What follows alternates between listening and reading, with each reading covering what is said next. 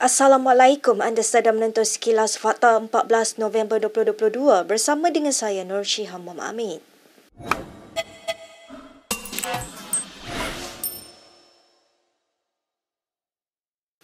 Usaha pengerusi PH Anwar Ibrahim untuk menjadi Perdana Menteri tidak akan menjadi kenyataan selagi dia bekerjasama dengan DAP. Perkara itu dinyatakan bekas Perdana Menteri Muhyiddin Yassin dalam ceramahnya di Tambun Perak semalam. Muhyiddin yang juga pengerusi Perikatan Nasional itu berkata, dia sedang menyatakan perkara itu kepada Anwar ketika dia memimpin kerajaan. Bila saya jadi Perdana Menteri, dia datang courtesy call saya as a Prime Minister di pejabat saya. Ini cerita saya tak pernah cerita kat siapa apa. Dia datang masuk, saya berkata dengan Anwar, sorry Anwar, I'm the Prime Minister. You can never become Prime Minister as long you are befriending with DAP. Saya kata, you tak akan jadi Perdana Menteri selagi you di situ kerana orang Melayu akan tolak you kerana you bersama-sama dengan DAP. Saya bercakap terus terang. Tapi hari ini masih dekat sini dengan harapan yang cukup menggunung tinggi. Untuk rekod, DAP telah menyokong Anwar sebagai Perdana Menteri sejak PRU 1999. Memandangkan asas sokongan utama DAP adalah pengundi China dan India, pimpinan PN berulang kali membangkitkan perkara itu untuk memaparkan PH sebagai sebuah gabungan yang didominasi orang bukan Melayu. Sementara itu, ketika membandingkan dirinya dengan Anwar, Muhyiddin berkata dia memiliki kemahiran untuk menguruskan negara, sementara Anwar sudah terlalu lama berada di luar kerajaan. I still am able to become Prime Minister, saya tidak menafikan. Tapi kalau sudah 20 tahun meninggalkan pentadbiran kerajaan, nak kembali untuk duduk sebagai Perdana Menteri, saya fikir agak sukar.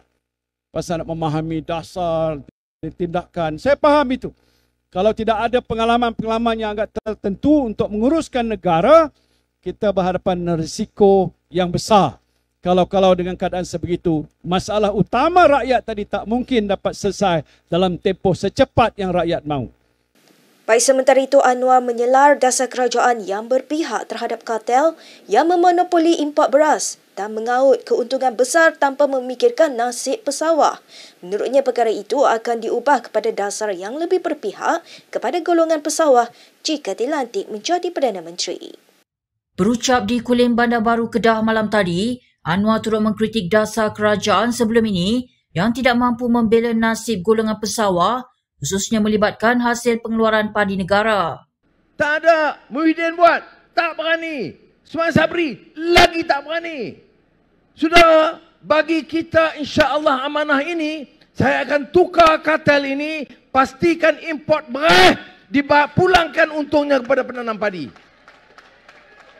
Ya, jangan duk kata nanti Anwar jadi Perdana Menteri. Buat apa jadi Perdana Menteri kalau bacol, tak berani berdepan dengan tokoh-tokoh besar? Bersyarah hidup Melayu. Melayu apa? Melayu hampa bentuk darah. Melayu bawah tak ada apa-apa. Anwar yang juga calon PH bagi Parlimen Tambun itu berkata demikian sebagai mengulas contoh perubahan dasar yang akan dilakukannya sekiranya PH berjaya membentuk kerajaan selepas PRU ke-15 nanti. Baik, kita ke perkembangan berikutnya. Pemimpin DAP Ngah Koming sekali lagi memberi amaran Malaysia akan menjadi seperti negara Taliban menjelang PRU 15 jika pengundi bukan Islam mengundi PN. Ngah dalam kenyataannya mendakwa sekiranya PN yang terdiri daripada Parti Melayu Islam iaitu Bersatu dan PAS berkuasa, Malaysia akan menjadi seperti Afghanistan.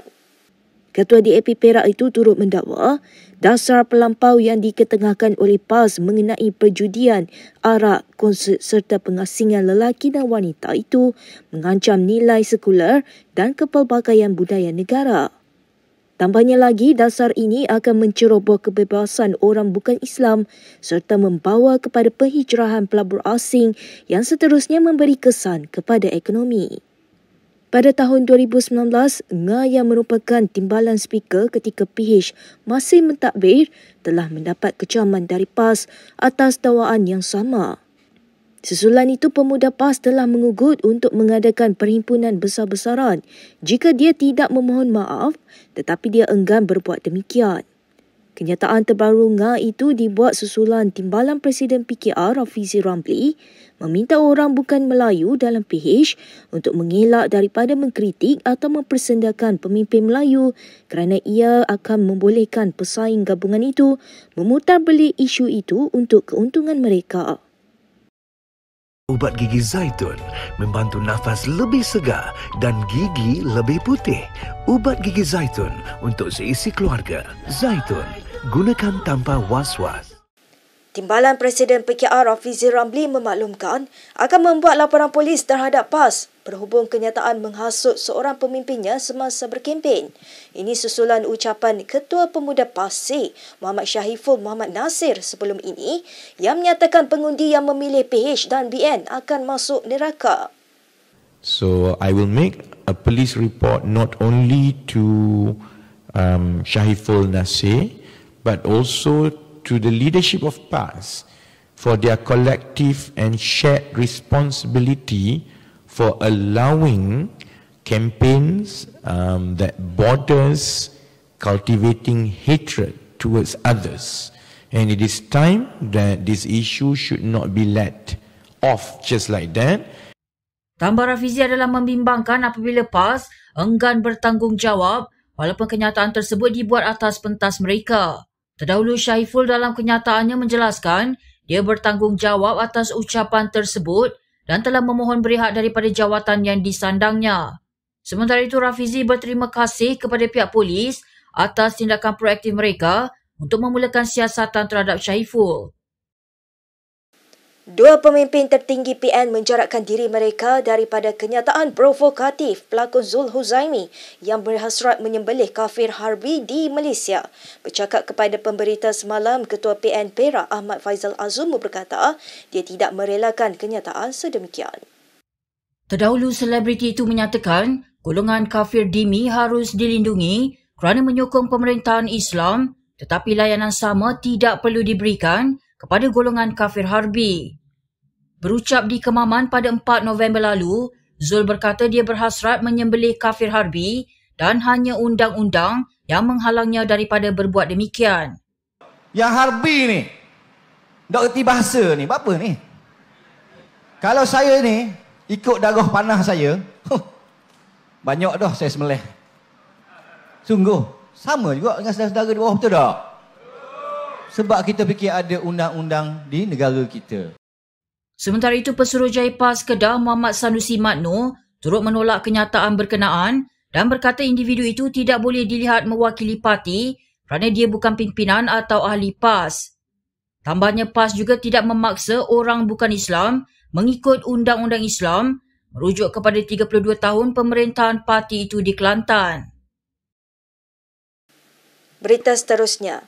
Calon BN Parlimen Tambun Aminuddin Mat Hanafiah mengkesah SPR memantau kewujudan papan iklan gergasi yang dilihat mengancam keselamatan masyarakat di bandaraya itu. Setiausaha BN Perak itu berkata, terdapat penggunaan struktur kayu dan besi sebagai bahan kempen yang boleh mendatangkan bahaya kepada pengguna. Sebelum ini dilaporkan beberapa poster dan papan iklan gergasi dipasang khususnya di Meru Raya Manjoy dan Pekan Tambun sejak proses penamaan calon pada 5 November lepas. Aminuddin yang juga Ketua UMNO Tambun berkata, pihaknya tidak melihat pemasangan iklan gergasi itu sebagai satu keperluan, sebaliknya akan menggunakan pendekatan tersendiri dalam mendekati pengundi di Tambun. Tambahnya lagi, kemenangan bukan berdasarkan berapa besar iklan atau poster, sebaliknya bilangan undi untuk calon pada hari mengundi nanti. Sementara itu, Pengarah SPR Negeri Muhammad Nazri Ismail berkata, saiz iklan tersebut tidak menjadi isu asalkan ada nama penerbit dan tidak dipasang di lokasi yang membahayakan orang lain.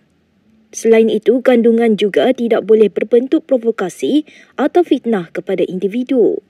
Kerusi Parlimen Tambun menyaksikan pertembungan 4 penjuru antara Aminuddin, penyandangnya Ahmad Faizal Azumu daripada PN, pengerusi PH Anwar Ibrahim dan Abdul Rahim Tahir daripada Pejuang. Baik, berikut beberapa lagi ringkasan berita untuk hari ini.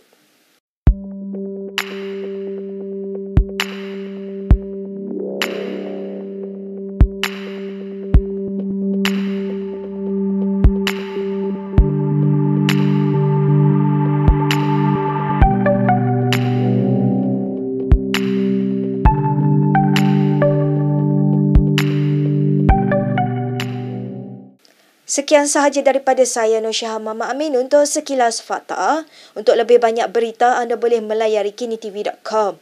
Anda juga boleh mengikuti kami di Instagram, Twitter, YouTube dan Facebook.